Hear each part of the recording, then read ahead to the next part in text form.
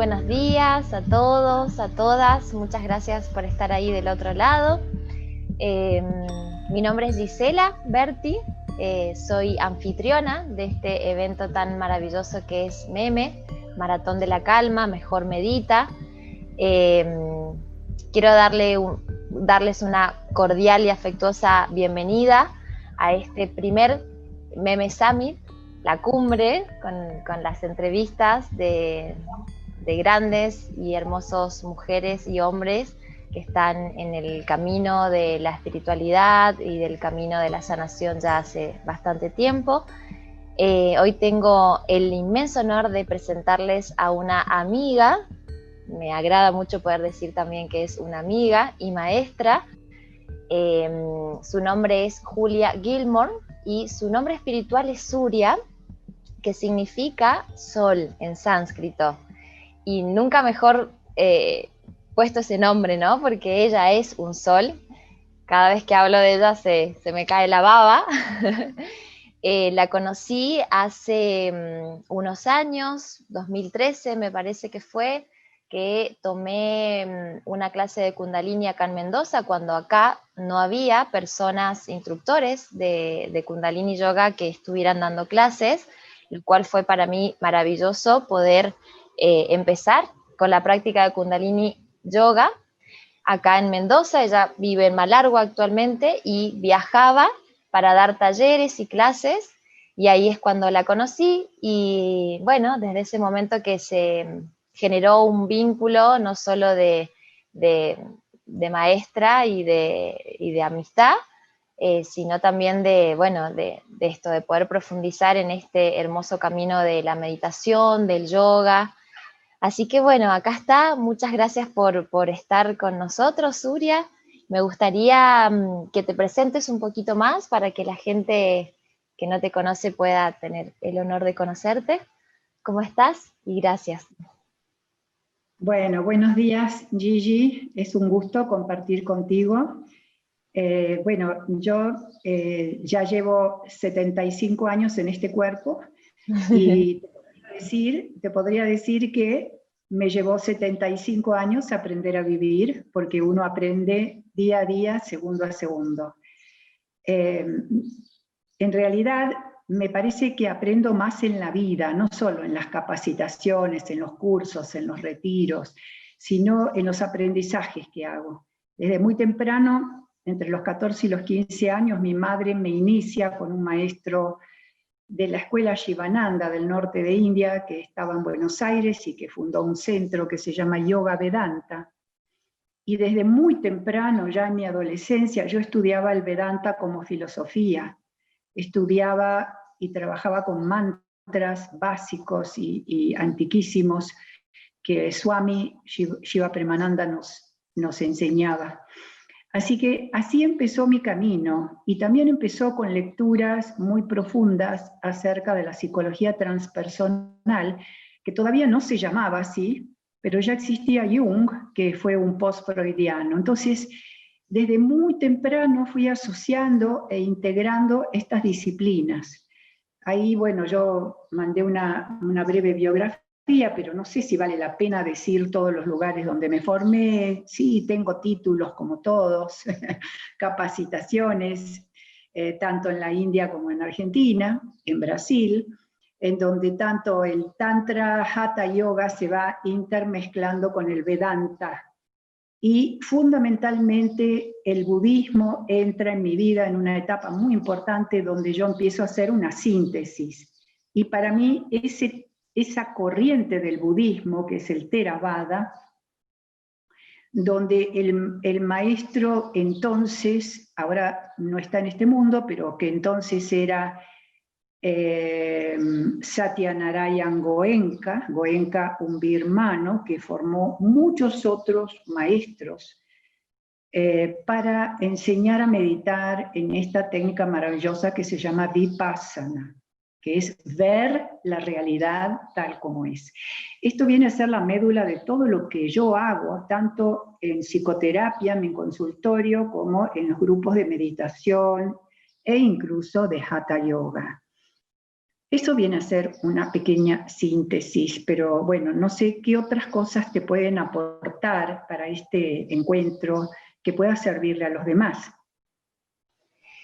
En realidad también sumarle el que fuiste junto con Pritampal, pionera en la primera capacitación en Argentina de instructores de Kundalini Yoga, lo cual me parece fundamental porque eso también abrió un camino en la Argentina para esta disciplina del Kundalini Yoga, y por eso es que también te encuentro a vos, gracias a esa práctica.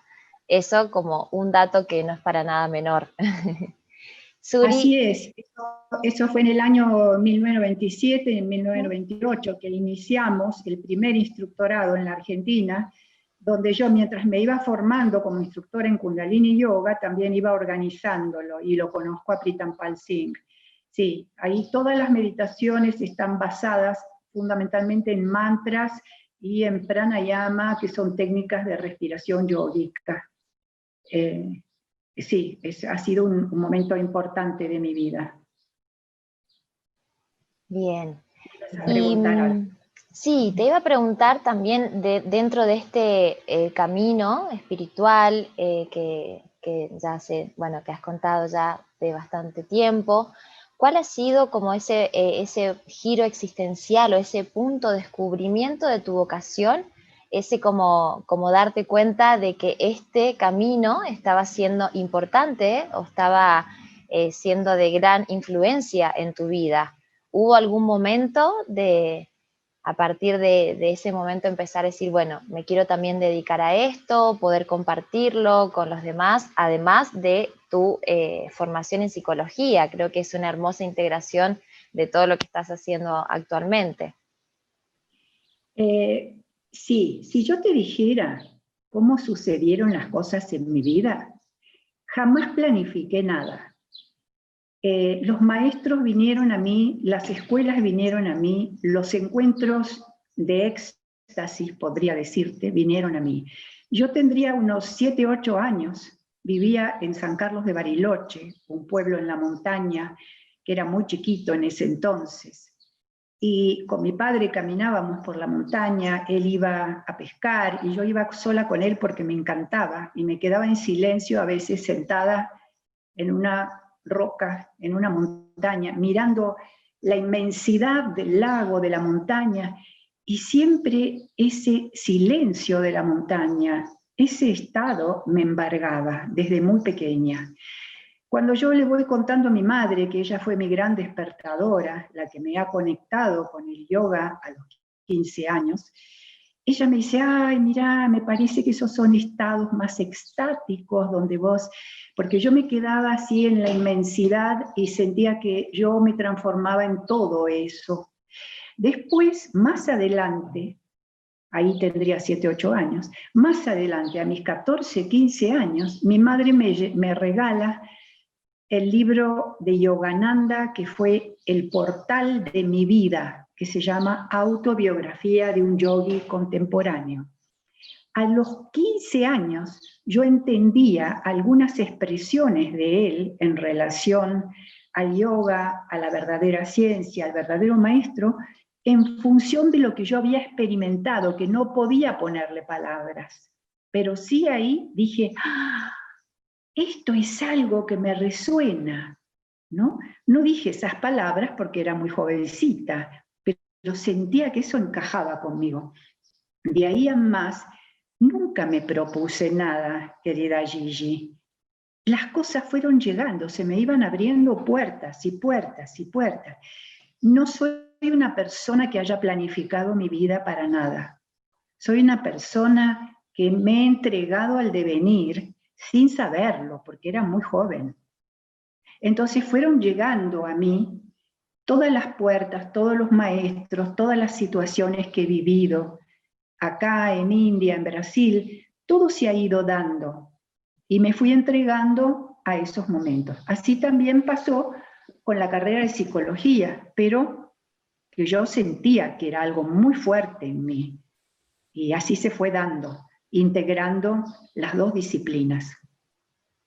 Claro, me suena así como una gran aventura tu vida, ¿no? Porque al tener dijiste una palabra que me parece como bien importante, interesante, el poder entregarse. Creo que esa palabra, el entregarse a la vida, también nos abrimos y nos permitimos a que el devenir venga, ¿no? Y justamente la vida nos abrace, nos sorprenda y que nosotros estemos justamente fluyendo con eso. Porque de hecho tu vida, Suri, que conozco algo, ha sido una aventura, ¿no? De tantos viajes, mudanzas, ¿no? Estuviste también mucho tiempo en India, creo que esa también fue una hermosa experiencia. Contanos un poquito más de eso, o cómo entra Y también, justamente sí. ahora, desde temprano, mientras yo era adolescente, yo aprendí muchos cantos devocionales y muchos mantras que después seguí cantando en el centro Sai de Bhagavan Sri Satya Sai Baba, donde despiertan en mí la devoción, una devoción inmensa por Dios, por lo inconmensurable, por lo inefable. Entonces, yo necesité ir hacia Oriente para entender esa espiritualidad y después entender lo que es el verdadero Cristo, no el que aparece a través de las religiones, sino el Cristo interno del cual hablaba Yogananda. Cuando voy a India ya tenía 40 años, ¿sí? Y ya había pasado por toda esa sensación de que lo devocional primaba en mí antes que lo filosófico y lo intelectual. En India se me termina de despertar eso, obviamente. Y entré en un estado muy especial con mi maestro espiritual, que es el que me despierta del todo, y ahí empiezo a dejar de lado muchas cosas en mi vida. Empiezo a darle prioridad al camino interno. A pesar de que me llevó a sacrificar muchas otras cosas que no eran sacrificios para mí, pero que yo sentía que si las soltaba podía estar en algún estado de inseguridad material y decía no, porque ahí es como que sentí concretamente que ese era mi camino y que pasara lo que pasara, yo tenía que seguir ese sendero. En ese despertar, ahí seguí estudiando en India sánscrito, porque yo había empezado a estudiar sánscrito en el centro Sai con maestros en el año 83, 84 y 85, y cuando voy a India en el 90 y el 91, me alojo sobre todo en un ashram de Swami Dayananda, que fue el gran maestro de Vedanta, y ahí estudié mucho lo que es mantra yoga y sánscrito, y filosofía Vedanta. Es el amor de mi vida, ¿no? Porque el Vedanta se conjuga con el más puro budismo, el más neto, no los budismos que han ido, digamos, se han ido coloreando con otras tradiciones de Japón, de China, de Tíbet, sino el budismo inicial, el de Buda, cuando Buda empieza a enseñar, que ahí es justamente el maestro Goenka, no él personalmente, porque él nunca vino a la Argentina y yo no lo conocí personalmente, pero sus maestros auxiliares que me enseñaron a meditar en Vipassana. Yo hice muchos retiros de 10 días de silencio. Eso me llevó a interiorizar muchísimo la médula de lo que es la meditación. Y eso también quería preguntarte, ¿qué es la meditación para vos o dentro de tu camino personal? Sí, yo creo, ¿sabés qué, Gigi? Creo que no ha sido bien traducido el término, porque cuando la meditación hace 5 o 6 siglos empieza a introducirse con las primeras facetas de los distintos yogas en Occidente, en Europa, se lo empieza a traducir del sánscrito al inglés y luego del inglés a los otros idiomas. Y se acuñó este término meditación como una forma de realizar esta práctica, que sin embargo en Occidente no se entiende bien, porque en Occidente cuando se habla de meditar, la gente piensa que es reflexionar. La reflexión es empezar a dar vueltas alrededor de un tema, que no necesariamente puede ser conceptual, puede ser dejar que eso venga a nosotros en algún momento en lugar de forzarlo, porque cuando uno lo fuerza es más bien la mente lineal, la mente racional la que quiere saber cosas. Pero hay algunos conocimientos que no vienen de ese nivel de la mente. Por lo tanto, meditación para mí no es la palabra más apropiada. A mí me gusta llamarla contemplación. La contemplación coincide también con esos estados de los místicos cristianos de hace muchos siglos, que entraban en un estado de no mente. Y por supuesto también eran muy devotos, entonces entraban en un estado de paz, de éxtasis, de bienestar y de amor infinito. Entonces, me gusta la palabra contemplar. Contemplar es estar en templo, estar en silencio y observar lo que es tal como es. Para mí contemplar es observar lo que es en la realidad, porque la mayoría de las veces cuando observamos le agregamos algo nuestro. ¡Ay, qué lindo! ¡Ay, qué feo! ¡Ay, qué maravilloso! O este es el estado que me gustaría conservar. Y ya entra la mente empieza a entrar, a calificar, a juzgar. ¿Y qué pasa? No es que rechazamos la mente, tenemos que ubicar a la mente en el lugar que le corresponde. La mente es solo un instrumento que nos ha sido dado. ¿Cómo usamos la mente? Ese es el asunto. ¿Para qué la usamos? ¿Y cuándo es bueno dejarla entre paréntesis? Porque evidentemente hay muchos niveles de mente mentales. Hay una mente superior que se llama Buddhi, ¿sí? Y después hay una mente concreta, práctica, material, que se llama manas, ¿no? Que es la que calcula, la que deduce. Entonces, no es que la mente sea mala, pero la mente es parte de un instrumento yoico, el yo, que se llama ahamkara, ¿no? Y esa mente es muy útil para algunas cosas, pero no para contemplar, no para meditar.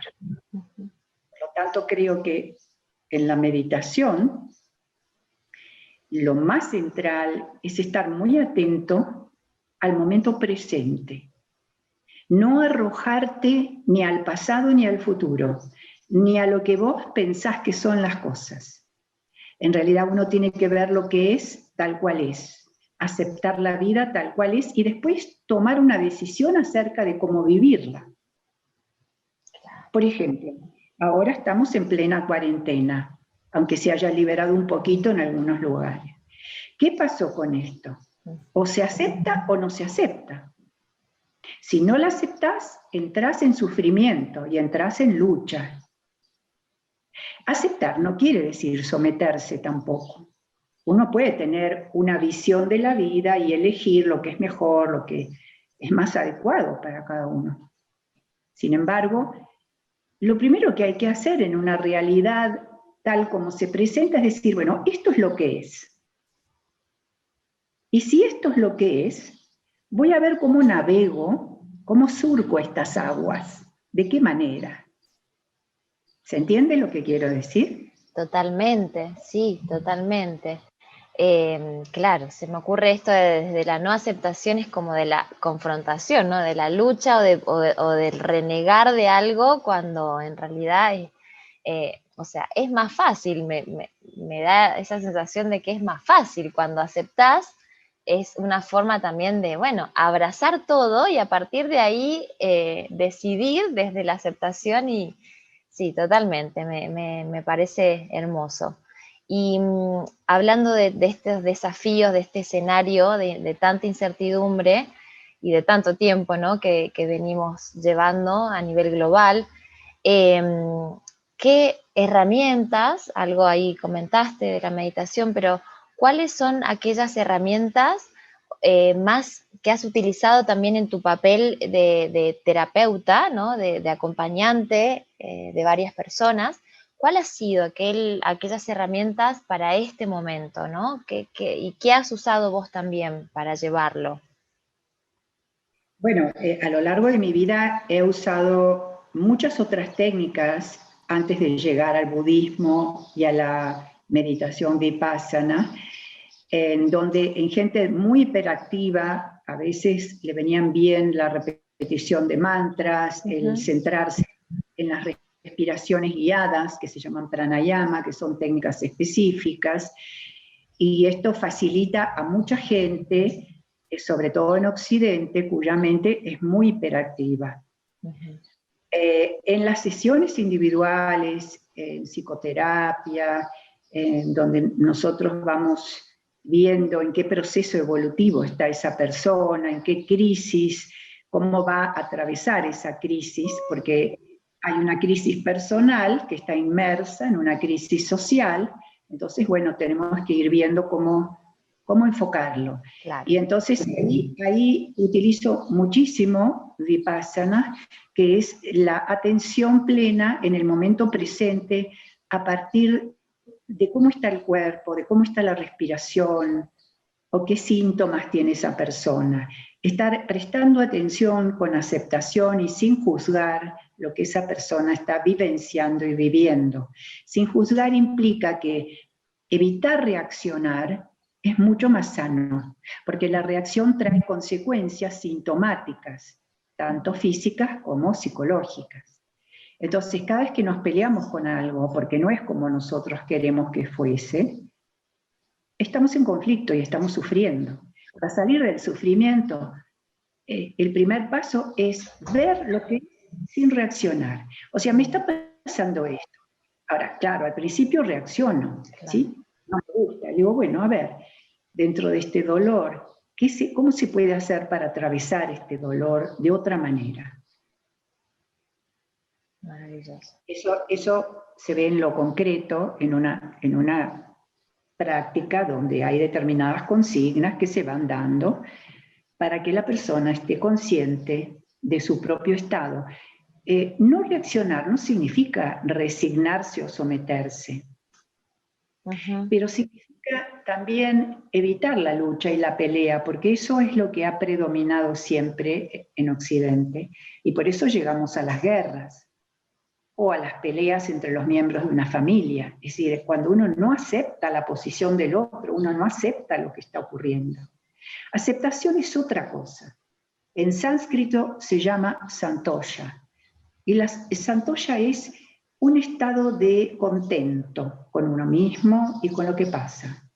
Entonces, viendo cómo atravesar lo mejor posible las aguas turbulentas, uno vive con más paz.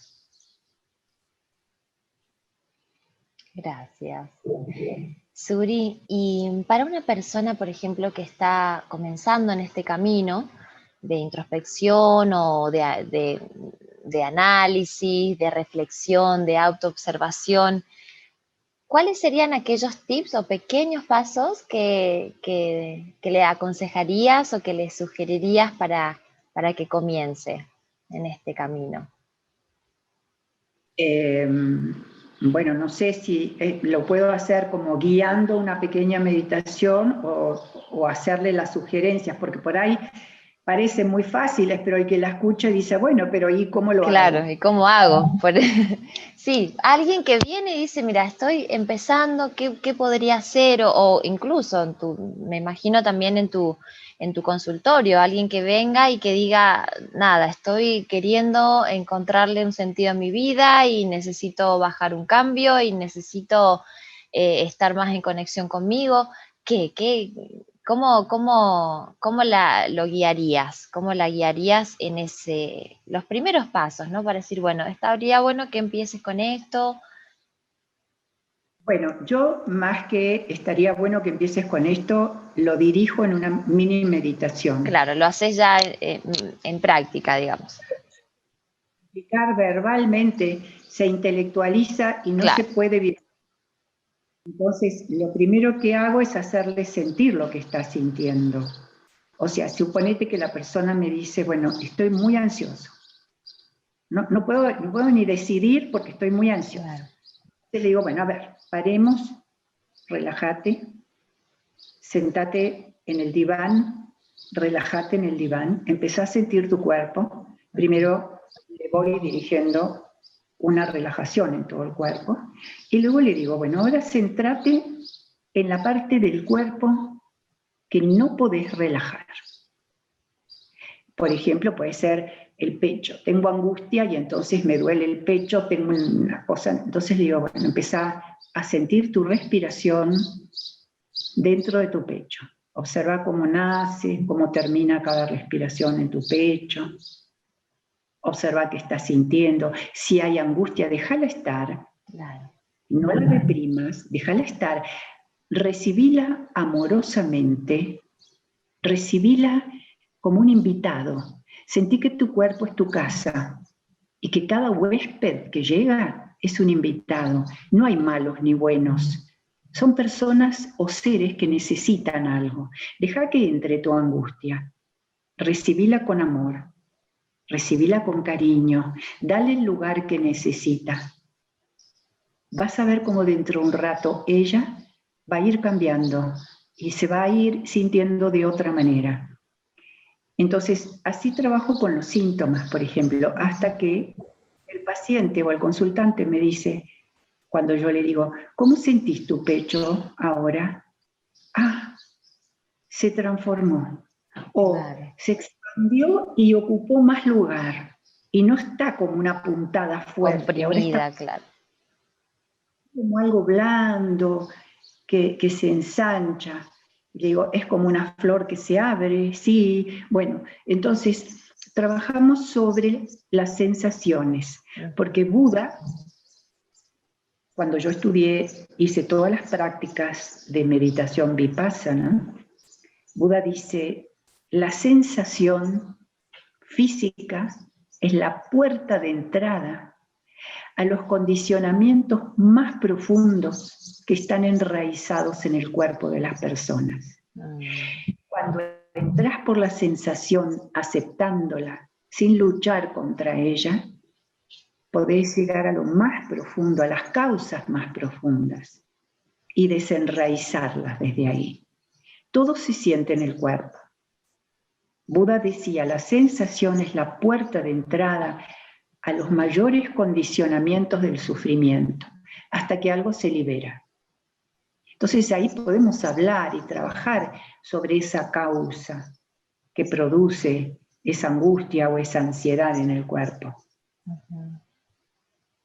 Entonces esa es una manera en que yo integro la meditación en las sesiones psicológicas. Uno de mis grandes maestros fue Stephen Levine.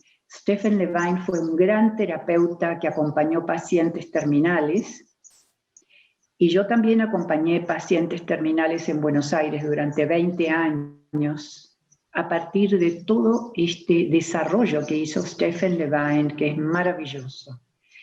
Y Stephen Levine estudió con Goenka, fue uno de sus maestros auxiliares en meditación vipassana. Claro. Entonces entendió muy bien la médula de la meditación para llevarla a todas las áreas de la vida y poder ayudarlas a las personas a curar, a sanar. Entonces, creo que, porque una cosita más, vipassana significa ver conscientemente, ver en profundidad, ver aquí y ahora. Vipassana viene de una raíz sánscrita que es vid, porque vid es ver, y de ahí viene la palabra vidya, que es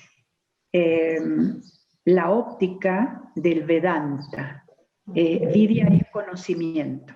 Cuando vos ves de verdad, sin interpretar nada, sin llevar todo a tu campo personal de interpretación, si vos estás viendo algo realmente, entonces estás conociendo de verdad.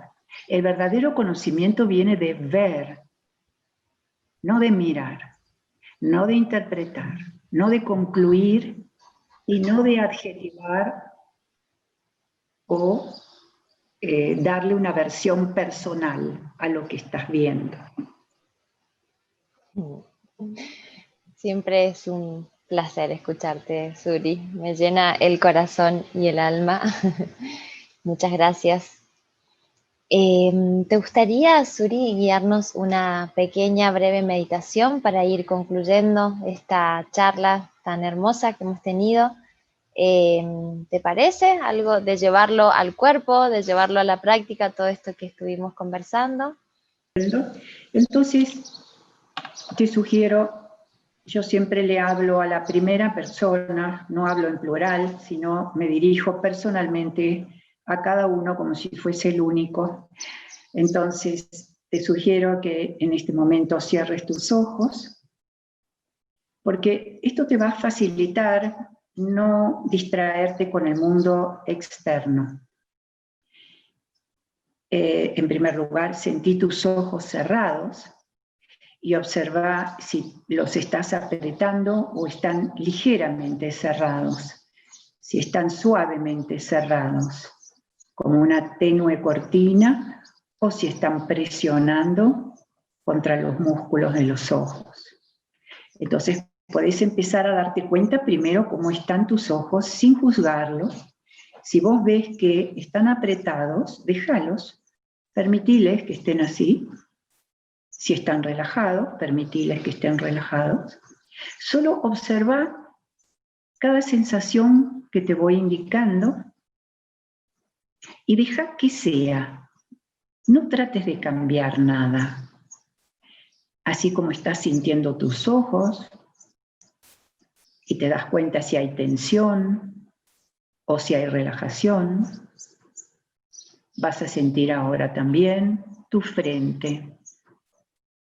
Y sintiendo el entrecejo, date cuenta simplemente si está tenso, si está relajado. No trates de cambiarlo. No hay necesidad de cambiar nada. Estás tratando de observar y de sentir la realidad de lo que es, de lo que está siendo tal como es. Ahora lleva la atención a tus mandíbulas, a tus maxilares. No trates de cambiar nada de lo que estás sintiendo en ellos.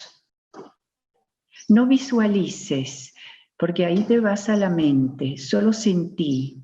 Lleva la conciencia a la sensación de los maxilares apretados o relajados, tensos o sueltos. Trata de sentir si estás apretando los dientes y no trates de cambiarlo, solo sentilo. Deja que eso sea. Permitile ser. Sentí ahora la lengua. Puede que la lengua esté apretada, contraída. Puede que la lengua esté bien ancha, expandida, ocupando todo el espacio que necesite. Mientras vas observando todo esto, te vas dando cuenta que todas las sensaciones no permanecen iguales, van cambiando, todo va cambiando, todo el tiempo. Recibí ahora la sensación de tu cara en su conjunto, toda la piel de la cara, sintiendo a ver si hay algún rictus, algún gesto. Cuando sentís, estás dejando ser, que sea lo que es, tal como es. No pretendés torcer ni cambiar nada de lo que es. Te estás abriendo a la aceptación de las sensaciones tal como aparecen en tu cara. sin querer modificarlas. Observa, sentí. Y ahora presta atención solamente a tus fosas nasales. Sentí las narinas y vas a observar sintiendo cómo el aire entra y sale por ellas naturalmente. Y no es necesario que cambies el ritmo de tu respiración para nada. Presta mucha atención a ese pequeño espacio de tu cuerpo que va desde tus fosas nasales hacia el labio superior. Ese pequeño pedacito de cuerpo va a recibir una serie de sensaciones físicas que se van produciendo a medida que el aire entra y sale por las narinas.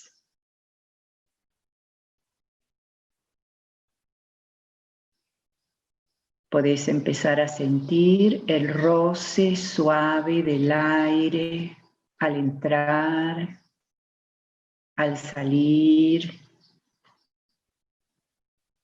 la temperatura del aire. Son muy sutiles las sensaciones, pero muy reales. Estás sintiendo y observando la realidad tal como es, sin querer cambiarla. Podés sentir cuando el aire entra por los cornetes de la nariz, más fresco. Podés sentir cuando el aire sale, rozando la base de tus fosas nasales, quizás hasta el labio superior. Y el aire sale tibio. Podés sentir cómo cambia la temperatura dentro tuyo.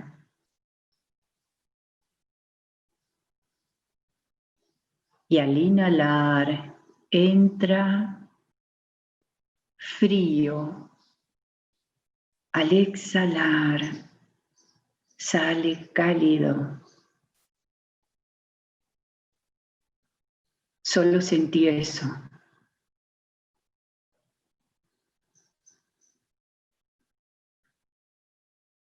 Puede ser que aparezcan otras sensaciones. Registrarlas a todas. Registrar no quiere decir pensar. Significa darte cuenta. Por ejemplo,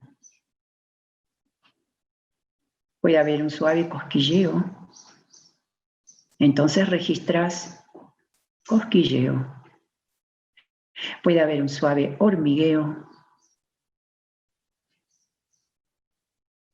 Puede haber calor, frío, fricción o cualquier otra cosa.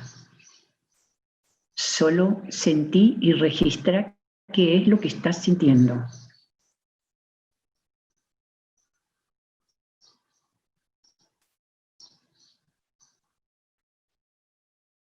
Y a poco te vas a dar cuenta que por momentos tu respiración se hace cada vez más chiquita, más cortita. También te vas a dar cuenta de esas pausas. Cuando tu respiración se detiene, te quedas ahí observando la pausa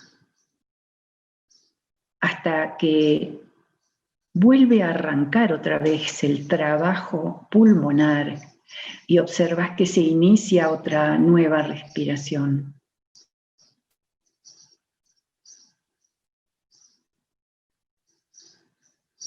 Vas observando todas las sensaciones reales que se van produciendo, así como las pausas y los ciclos respiratorios. O sea, el momento en que nace una inhalación, la pausa, el momento en que nace una exhalación y la pausa post-exhalación. Y así te das cuenta cómo funciona cada ciclo respiratorio naturalmente, tal como sucede, tal como es.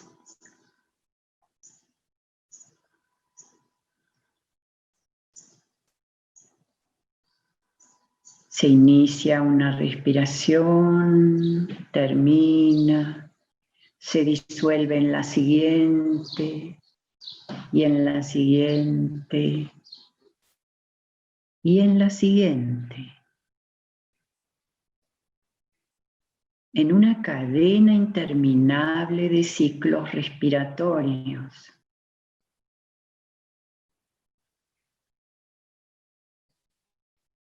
Y también, por momentos, la pausa se prolonga tanto, que al detener tu respiración, al detenerse, parecería que se detiene tu mente, se detiene el tiempo.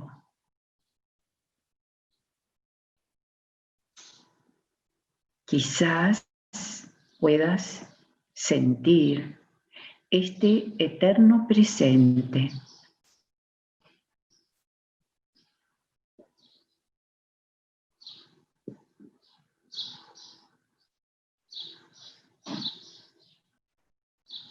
Y también puede suceder que en algún momento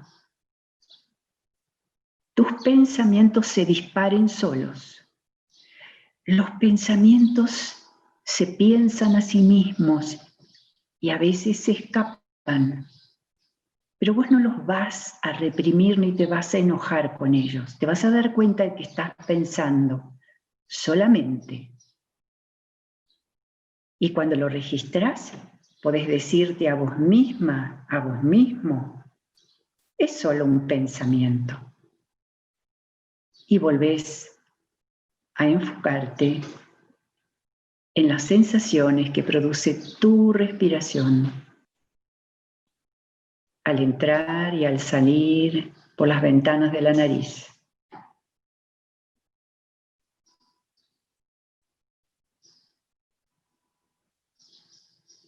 Si la mente se va mucho tiempo y empieza a divagar de pensamiento en pensamiento y te perdiste y no te diste cuenta, date cuenta y no te enojes, no reacciones, date cuenta que los pensamientos vienen cuando quieren y vos no te identifiques con ellos, solamente imagínate que son como nubes en el cielo que pasan sopladas por el viento y así como aparecen, desaparecen. Y volvés a centrarte en tu respiración. Te enfocás en las sensaciones del aire que entra, el aire que sale, las sensaciones físicas reales que produce en ese pequeño espacio de tu cara, de tu rostro.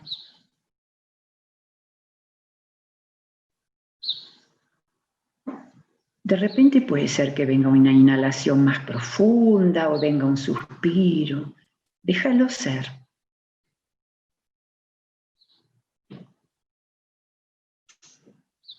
Déjate respirar.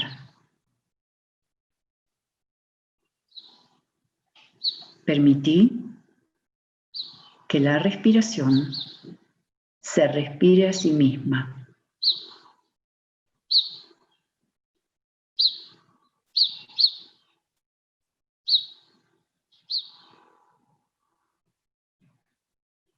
Ahora comenzá a integrar esta pequeña parte de tu cara al resto de tu cuerpo. Empezá a sentir tu cabeza, tu rostro, tus hombros, tu pecho, tu espalda. Sentí tus caderas asentadas sobre el lugar donde estás sentada, sentado. Sentí tus piernas, tus brazos. Sentí el contacto que hacen tus manos en tu cuerpo. Y sentí el cuerpo quieto, estable, la atención plena en este momento presente. Y cuando estés lista, cuando estés listo, empezá a sentir la sensación de peso de tu cuerpo, de contacto, de tacto. Sentí el gusto en tu boca, el sabor, la saliva. Sentí el aroma si es que hay alguna fragancia en tu ambiente. Y por último, cuando estés listo, cuando estés lista, ni antes ni después, vas a abrir tus ojos para integrar el sentido de la visión, pero tratando de no poseer con tu mirada nada en particular, sino vas a ver al mundo externo entrando por tus ojos sin querer captar nada en particular. Simplemente permitiendo que tu visión integre todo lo que ves. Con esa mirada blanda con la que miraste hacia adentro, ahora mirás hacia el mundo externo.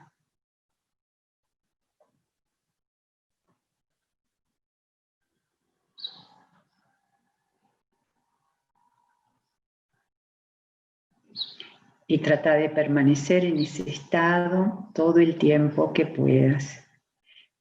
Cada cosa que suceda en tu vida, en el mundo externo, mírala con los ojos de la ecuanimidad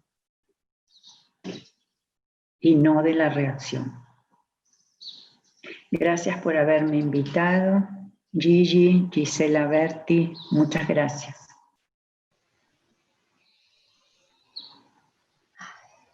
Gracias, gracias, gracias, gracias. Tengo una muy hermosa sensación de calma, de amor, de agradecimiento. Gracias, Zulia, querida amiga, por este regalo tan lindo. Yo me lo regalo también. Hasta pronto. Hasta pronto. Muchas gracias.